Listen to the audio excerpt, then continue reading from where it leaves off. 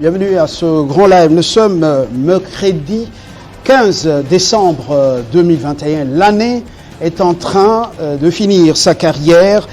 Deux dossiers nous intéressent pour ce soir. D'abord, lutte contre la corruption et les faits assimilés. La justice congolaise est-elle réellement engagée?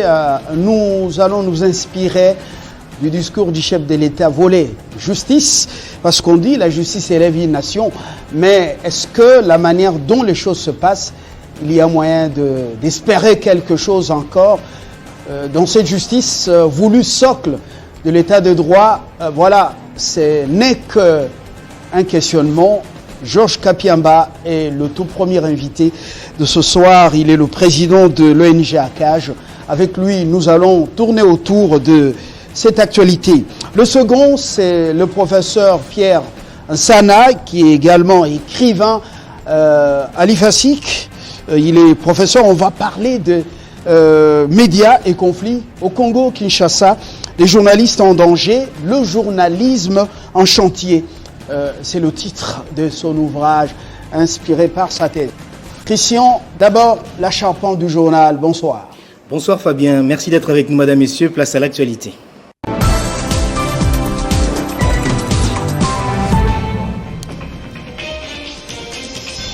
Le Sénat a voté le projet de loi portant reddition des comptes de l'exercice 2020. Les sénateurs ont constaté que les observations et recommandations formulées par leur chambre n'ont pas été prises en compte par le gouvernement de la République. Un consortium des élus de l'opposition avec à sa tête le député national Didier Manara a déposé ce mercredi au nom de l'opposition parlementaire le procès verbal portant désignation des membres devant faire partie du bureau et de la plénière de la CENI, un dépôt que rejette François Zékouye, président du groupe parlementaire PPRD. Selon lui, cela n'engage ni le FCC, encore moins le groupe parlementaire PPRD. Depuis le nouveau variant Omicron a été détecté dans au moins 77 pays et pourrait devenir dominant en Europe d'ici quelques semaines, voire quelques jours, alerte l'OMS qui a exprimé ses inquiétudes face à l'augmentation des cas. L'Organisation mondiale de la santé insiste sur la vaccination et le respect des gestes barrières. Depuis cette triste nouvelle, la musique gospel est en deuil. Maman Tété Ndungandeke est décédée ce mercredi de suite d'une maladie. Elle est connue pour sa célèbre chanson Célibat et Kwei. Merci à vous tous de nous avoir suivis. Tous ces titres vous seront développés tout à l'heure dans la grande édition de 19h avec Christopher Ochokoum. Entre-temps, l'actualité reste en continu sur notre site web, le www.tele50.cd. Téléchargez les infos Télé 50 sur www.tele50.cd. Merci. Le rendez-vous est pris avec l'actualité dans moins d'une heure. Entre-temps, c'est le temps pour nous de décoller avec ce grand live sur votre chaîne Kinshasa Direct. Georges Kapiamba nous rejoint dans quelques poussières de secondes. Les défis qui se dressent devant nous ne sont certes pas le moindre, mais ils ne peuvent infléchir ma foi en un avenir radieux pour mon pays. En dépit de nos différences d'opinion politique et de notre diversité ethnique, nous avons plutôt fait un ferment sans pareil de l'unité nationale. Ensemble, nous avons réunifié notre pays, hier divisé, et instauré la démocratie en organisant en 2006 les premières élections pluralistes véritablement libres, la paix, la stabilité politique et économique qui règne sur le territoire national. Fruit du dur labeur et des énormes sacrifices consentis afin que l'héritage nous légué par nos aïeux se consolide et vive à jamais. Nous avons réussi à la conjugaison des efforts de tous à faire émerger un État moderne, uni, démocratique et en pleine croissance économique, où la lutte contre les inégalités et la pauvreté sans soutien extérieur, la stabilisation du cadre macroéconomique ce qui a permis de casser l'hyperinflation et d'assurer la stabilité du taux de change. Grâce aux efforts déployés depuis 2001, les tendances de la mortalité qui étaient très élevées ont été inversées. Aujourd'hui, notre modèle démocratique a fait ce peur et tous ceux qui tentaient de s'improviser en donnant des leçons l'ont bien compris. Grâce à l'aide de Dieu et à la détermination de tous ses fils et filles, le Congo vivra à jamais comme nation libre et comme État souverain indépendant.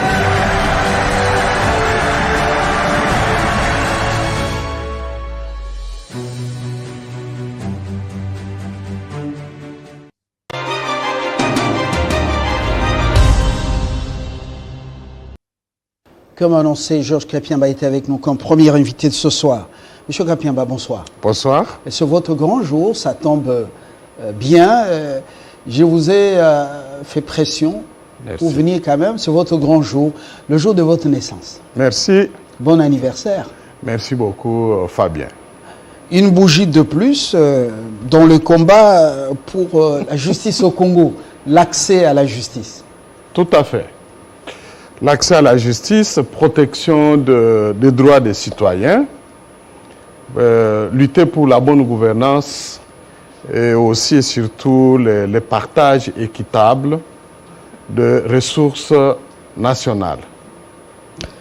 Le président a rendu compte au peuple, c'était le 13, lundi. Ouais. Le volet judiciaire nous intéresse apparemment. Ouais.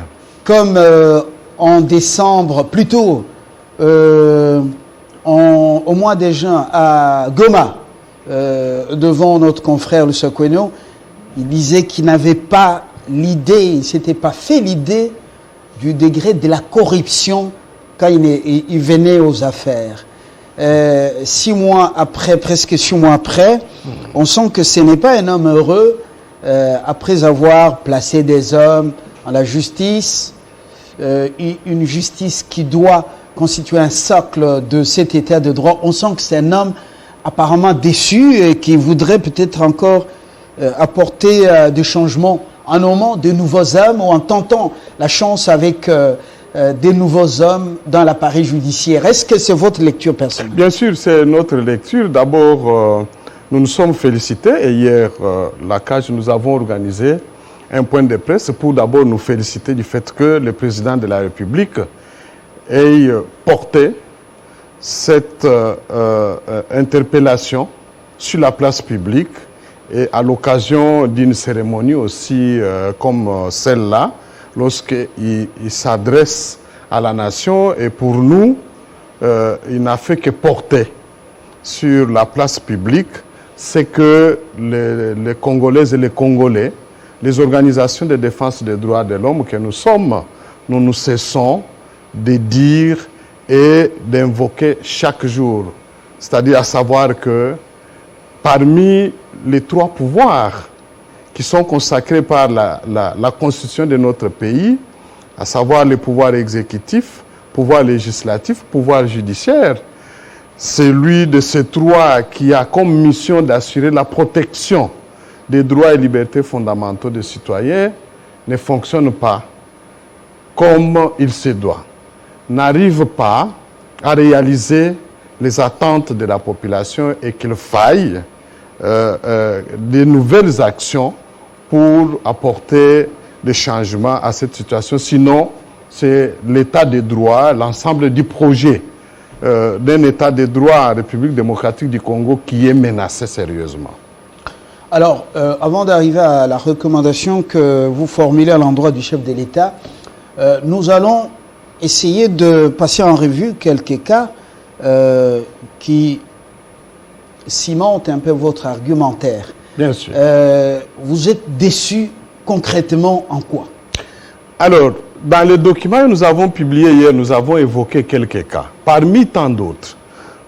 Notamment, nous avons mentionné le fait que sur 147 dossiers sur lesquels la CAJ, nous avons mené notre monitoring, dossiers ouverts, sur des faits de corruption, détournement de deniers publics ou blanchiment des capitaux, nous sommes rendus compte que depuis 2020 jusqu'à ce jour, il n'y a eu que 10 décisions rendues de manière définitive. Malheureusement, sur les 10, nous venons de vivre une situation depuis le début de l'année que 4 de ces 10 condamnés se retrouvent aujourd'hui en liberté, dont 3 par l'application des mesures dites collectives de grâce présidentielle.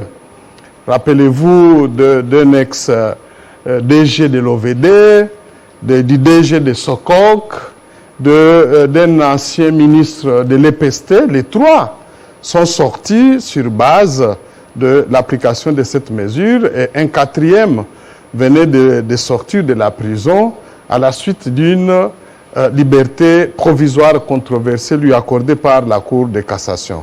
Et donc, c'est pour vous dire que non seulement les résultats est pratiquement moindre, parce que quand vous prenez sur 147 et que vous avez 10 condamnations, c'est moins de 10%. C'est pour vous montrer que la plupart des dossiers qui sont ouverts en matière de lutte contre la corruption, détournement des deniers publics, blanchiment, ne finissent pas par des décisions attendues par tout le monde. Deuxièmement, nous avons relevé le fait que les libertés provisoires s'accordent, même pour ces matières-là, comme si finalement c'est devenu une occasion pour soustraire les suspects, les prévenus, ceux qui sont poursuivis de leurs responsabilités pénales. Et donc, on ouvre là... Est-ce que ça ne fait pas partie de leurs droits quand même? Non, mais c'est leur droit. Ça ne fait pas partie d'un état de droit. Non, mais... Solliciter une liberté provisoire quand on n'est pas une personnalité, une simple personnalité au pays, ouais. Et quand on a des garanties en termes de caution, on a respecté la procédure, et quand on n'a pas assez de soucis peut-être pour échapper aux poursuites judiciaires. Non, les cautions, je dois vous dire, les cautions sont fixées de manière complaisante. Pourquoi? Parce que quand on parle de la caution, ça veut dire que c'est une garantie financière que vous devez donner à la justice pour assurer que vous pourrez comparaître devant elle à tout moment ou lorsqu'on aura besoin de vous, ou lorsqu'il arriverait que vous puissiez vous soustraire, c'est-à-dire fuir, que cette garantie pourra être automatiquement récupérée par les trésors publics, parce que aussi dans les poursuites qui engagent les actes de corruption et de détournement de deniers publics comme de blanchiment, l'objectif principal ne doit pas être entendu tout simplement d'arrêter quelqu'un, le placer en prison. Mais c'est surtout d'aider l'État à récupérer les avoirs criminels. Ce qui lui a été volé doit être récupéré et rendu à l'État. Dans tous les dossiers emblématiques... Et puis de deux, si vous permettez, j'ajoute... Le trésor public n'est pas rentré en possession de ces droits, de son dû. Non, depuis 2020 jusqu'à ce jour, il n'y a eu qu'un seul cas qui aujourd'hui a fait quand même honneur des magistrats, surtout des parquets. C'est le cas qui a concerné l'ancien responsable de l'Aérobank, qui avait été arrêté dans le cadre des enquêtes sur les 100 jours. Ce monsieur était poursuivi aussi par le parquet général de Kinshasa-Matete. Il a été mis en détention et pour recouvrer sa liberté, il avait été obligé à verser 35 millions de dollars. Ça, c'était la caution. C'est la caution. L'unique caution ou l'unique cas. Mais quelle est la suite dans ce dossier? Il était en Belgique, il semble qu'il est rentré au pays. Quelle est la suite? Alors, la suite, s'il faut la chercher, il faut demander auprès de la justice parce qu'il peut avoir renoncé à ce moment-là. On peut avoir transformé, logiquement, ces 35 millions peut-être en une amende transactionnel au profit de l'État. Mais le reste des cas, je vous dis, nous avons fait les enquêtes et nous avons tous les éléments. On fait toujours payer des cautions minables. C'est des sommes insignifiantes. Tenez pour quelqu'un qui est poursuivi ou condamné pour une somme de plus de 40 millions, lorsque on l'oblige de verser 500 000 $, c'est absolument rien. Ça ne peut pas davantage peser sur son patrimoine. Alors que partout, dans toutes les sociétés démocratiques au monde, on fait peser cette charge-là sur la personne qui cherche la liberté en l'obligeant de consigner une caution qui doit être soit égale à la somme pour laquelle il est poursuivi ou condamné, ou supérieure. Donc, chez nous, voilà pourquoi nous avons dit qu'il s'agit là de cautions complaisantes. Je termine par dire et donner un autre élément, c'est que la police judiciaire aujourd'hui, qui est plus aussi engagée dans la lutte contre la corruption, détournement des deniers publics, se trouve être entravée dans plusieurs de ces enquêtes.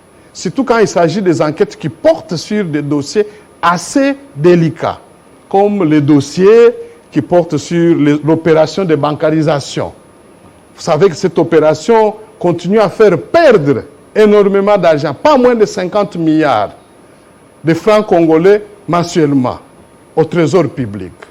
Il y a, par exemple, plus de 180 commissionnaires en douane qui avaient fait l'objet de poursuites et d'enquêtes par la police judiciaire ici à Kinshasa pour avoir soustrait frauduleusement plusieurs marchandises, des quantités de marchandises, des entrepôts de la douane, avec la complicité de certains agents, ce qui a fait perdre plus de 200 milliards de francs congolais au trésor public.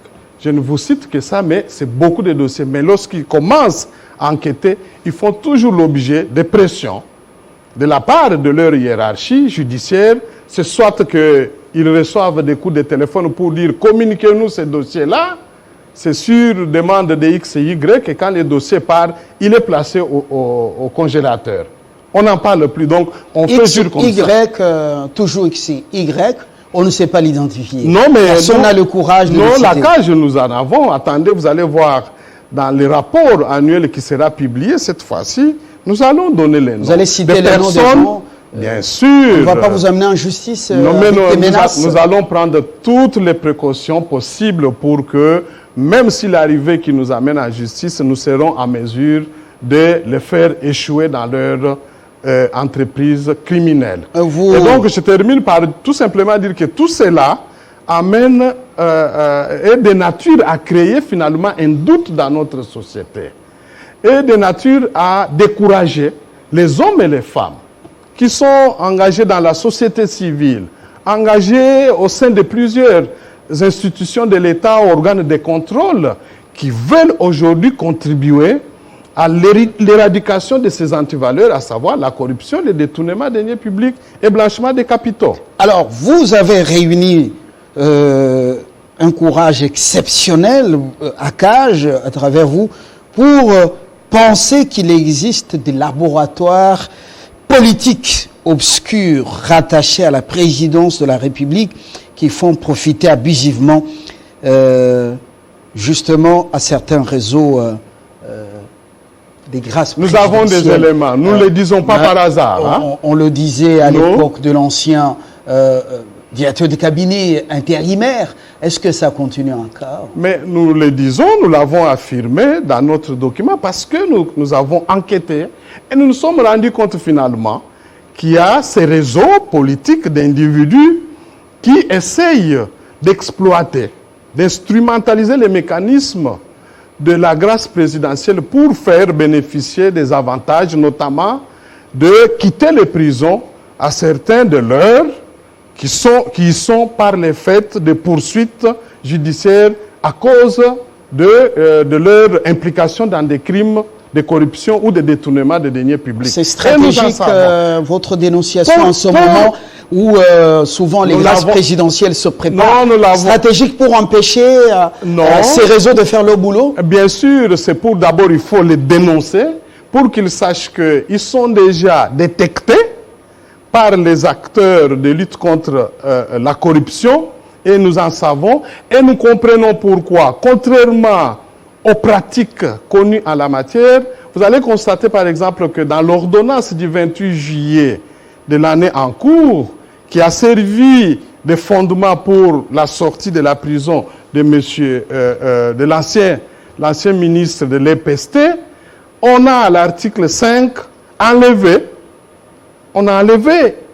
une des conditions d'exclusion, notamment avoir été condamné pour des faits de blanchiment des capitaux. Et après notre enquête, il s'avère que cela avait été également reproché la dramatisation et paracage de la fameuse somme d'argent qu'on n'a pas retrouvée. Alors, semble-t-il, sur Willy Bakonga, des mal d'argent, vous avez annoncé même un montant. Non, mais mais il semble qu'on n'a pas retrouvé ce montant sur lui. Aujourd'hui, c'est dérisoire. Est-ce que vous avez démontré des preuves que sur Bakonga, on a retrouvé des millions? C'est dérisoire.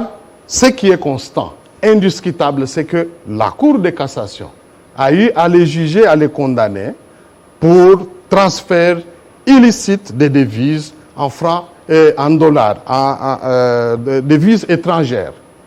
Ce qui s'apparente au blanchiment des capitaux. Donc, sur ce point-là, nous avons des fonds alloués à la gratuité. On n'en parle plus. Ça n'a jamais fait l'objet d'instruction. C'est parmi les dossiers que nous reprenons à charge de la justice. L'ancien responsable de ce COPE en prison, l'ancien secrétaire général en prison, condamné, avait-il agi de leur propre chef sans la complicité, comme on le dit quelque part, de leur autorité hiérarchique? C'est ce que tout le monde continue à attendre, notamment nous, auprès de la justice. Et nous nous posons toujours la question de savoir pourquoi ce monsieur qui a passé en prison plus de 3 mois, alors qu'il était aussi cité dans les conclusions du rapport de l'IGF, référé même au parquet général près de la Cour de cassation, pourquoi n'a-t-il pas été entendu en rapport avec ces faits? Parce que identifié dans les 10 rapports. C'est une question qu'il faut maintenant adresser encore aux plus hauts responsables de la justice. Pourquoi n'ont-ils pas agi? Attends jusqu'à ce qu'il a dû quitter la prison.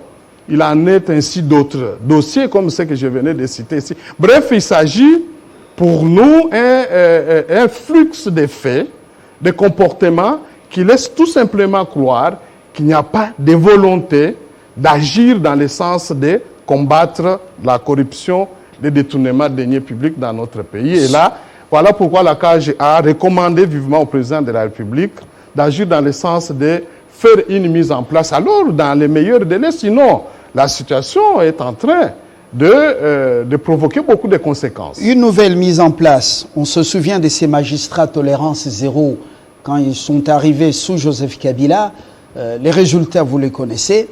Alors, nouvelle mise en place, le président dit qu'on ne peut pas mettre un vin nouveau dans des outres vieilles, il faut des outres neuves, alors que le travail n'est pas encore fait, des reconversions des matériels des Congolais.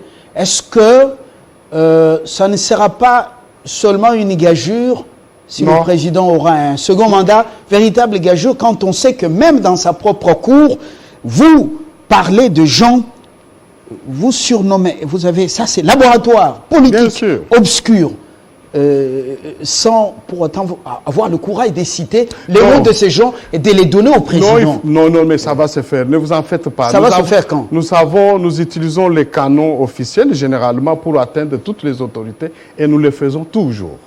Nous le faisons et je ne veux pas ici me vanter pour dire, c'est avec toute modestie que je vais le dire, que nous contribuons assez suffisamment à fournir les informations authentiques à toutes les autorités de notre pays sur le fonctionnement des autres institutions. Au-delà du cadre légal. Alors, maintenant la question, oui, mais vous savez, les autorités peuvent être informées par toutes les voies qui sont nécessaires, qui sont au moins idéales pour leur faire parvenir les informations à temps opportun. Maintenant, la question que vous avez soulevée est très importante. Il faut faire des réformes. Il faut faire des mises en place. Mais qu'est-ce qu'il faut faire? Avant d'arriver aux réformes, beaucoup de réformes sont restées dans les tiroirs. Non, ce ne sont pas toujours des réformes. Avant d'arriver aux nouvelles nominations, Georges Voilà, exact. Mais réunissez le courage de faire dresser une liste, remettre au président, même en dehors mais ne vous en faites pas, du palais de la nation. Je ne pourrais pas le dire ici de toutes les risque de bloquer vos correspondances. Bien sûr, informer le président, lui dire qu'il a des mangoustes autour de nous allons les faire. Ne vous en faites pas, nous allons les faire et nous savons comment est-ce que nous savons le faire et nous pouvons le faire. Ne vous en faites pas. Nous ne le disons pas ici parce que si nous dévoilons tout ici, nous risquons, notre processus risquerait de rencontrer des obstacles. Mais nous allons le faire parce que nous avons tous ces éléments. Maintenant, revenons à la question qui fonde les soucis aujourd'hui de tous les Congolais, parce qu'il faut apporter des solutions. J'ai entendu les gens dire, mais nous aurions bien souhaité entendre du chef de l'État dire immédiatement qu'au regard de la situation dans la justice, voilà les solutions que j'ai apportées. Ça va intervenir. Il a épinglé quelques-unes, c'est d'engager le Conseil supérieur de la magistrature, de prendre des dispositions pour que les chambres des disciplines puissent fonctionner. Et que ceux qui sont cités, ciblés par des plaintes, notamment des individus ou des organisations qui travaillent de manière méticuleuse dans ce secteur d'enquête sur les comportements, les trains de vie des magistrats, puissent être traités et que le fautif soit sanctionné de manière exemplaire. Mais qu'est-ce qu'il faut faire? C'est deux choses. Nous plaidons pour que le Conseil supérieur de la magistrature convoque son assemblée générale extraordinaire, parce que ça fait longtemps que celle-ci, l'Assemblée générale ordinaire, ne s'est pas tenue. Il faudrait que le gouvernement donne les moyens. Il faudrait que les membres du bureau du Conseil eux-mêmes se mobilisent pour organiser ça. Et qu'à cette occasion, que notamment une auto-évaluation puisse être faite de manière sincère et que des dispositions nouvelles soient prises aussi à leur niveau. Vous que les chambres fonctionnent. Deuxième chose, ça c'est ce que nous demandons au président de la République, c'est de s'assurer que les pouvoirs judiciaires reçoivent les crédits nécessaires conformément à l'article 149 de la Constitution, notamment en ce qui concerne les frais de fonctionnement. Parce qu'il n'est pas normal que les membres du gouvernement, c'est-à-dire de l'exécutif, puissent, eux, recevoir les frais de fonctionnement de manière régulière, mais la justice, qui est un des pouvoirs, ses membres n'en reçoivent pas. Voilà, ça c'est notre manche de problème. Oui. Vous savez, les hommes qui ont le souci de pouvoir jeter les jalons pour une société juste, pour un pays prospère, par moment, ils sacrifient leurs intérêts, ils oublient leurs fins, et les conditions par moment des juges dont la réputation a traversé les frontières nationales de leur pays. Beaucoup n'étaient pas dans la suffisance. Je ferme la parenthèse, mais vous êtes contre, vous rejetez l'idée des gracier chaque 30 décembre. Bien sûr. Des prisonniers. Je voudrais y revenir parce que nous venons ici de dénoncer le fait qu'il y a certains laboratoires maintenant qui fonctionnent en vue de faire soustraire certaines personnes qui sont impliquées dans des crimes de corruption, de détournement de deniers publics et blanchiment de capitaux par l'instrumentalisation des mécanismes de la grâce présidentielle, en faisant soit intégrer là-dedans des dispositions qui vont leur être favorables, applicables, ou en faisant supprimer des conditions d'exclusion qui sont généralement admises dans un état de droit, notamment le fait qu'on ait enlevé dans la dernière ordonnance le fait d'être condamné pour des faits de blanchiment de capitaux. Nous considérons que ça a été une grosse erreur et nous disons la grâce ne doit pas être accordée de manière systématique parce que c'est devenu comme si c'était des occasions pour permettre aux gens de se soustraire de leurs responsabilités pénales. Ça devient dangereux et nous allons mener encore notre plaidoyer auprès du président de la République pour que, notamment à l'occasion du 31 décembre de l'année en cours, que la grâce ne soit pas accordée, mais si elle est décidée, mais qu'il soit pris soin pour que cette fois-ci, ceux qui sont condamnés pour les crimes liés aux violences sexuelles, à la corruption, sous toutes ses formes, détournement de deniers publics, assassinat, meurtre, aussi blanchiment de capitaux, sous toutes ces formes, que ces personnes ne puissent pas obtenir une moindre occasion de quitter la prison, qu'ils soient obligés à subir la rigueur de la loi, de manière à permettre aussi à l'État de récupérer les avoirs qui ont fait l'objet des crimes. Merci. Jules Kapiemba, vous n'êtes pas le seul. Dans les institutions, le même souci anime certains animateurs, comme au Sénat. Hier, les sénateurs ont piqué la colère, dont l'examen et l'adoption du projet de loi des redditions des comptes 2020. Il a été constaté qu'il y a eu exécution non rigoureuse du budget sur 700 projets prévus. En 2020, il n'y a eu que 41 projets réalisés.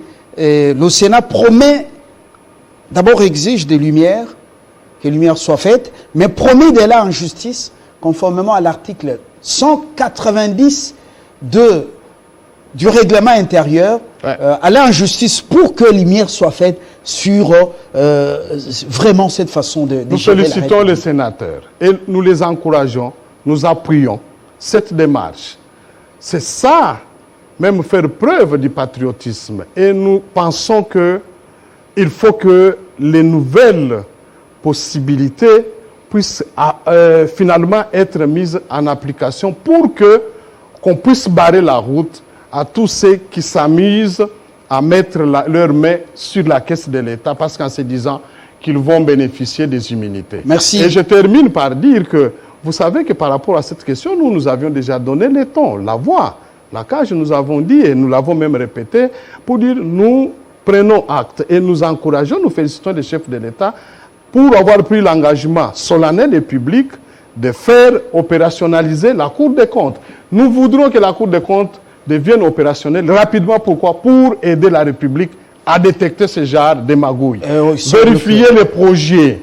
On annonce beaucoup de projets, beaucoup de cérémonies de lancement des travaux, mais par la suite, il n'y a rien. On décaisse d'énormes sommes d'argent, mais par la suite, il n'y a rien qui est réalisé sur terrain au bénéfice du peuple. Donc, il faut que la Cour des comptes travaille, que ces 40 conseillers et 10 avocats généraux puissent prêter rapidement serment et qu'un nouveau premier président et le procureur soient nommés pour permettre à cette Cour de fonctionner et aider à la fois le gouvernement et le peuple congolais à châtier ces gens-là. Merci Georges Kapiamba, vous avez compris qu'on est bousculé par le temps.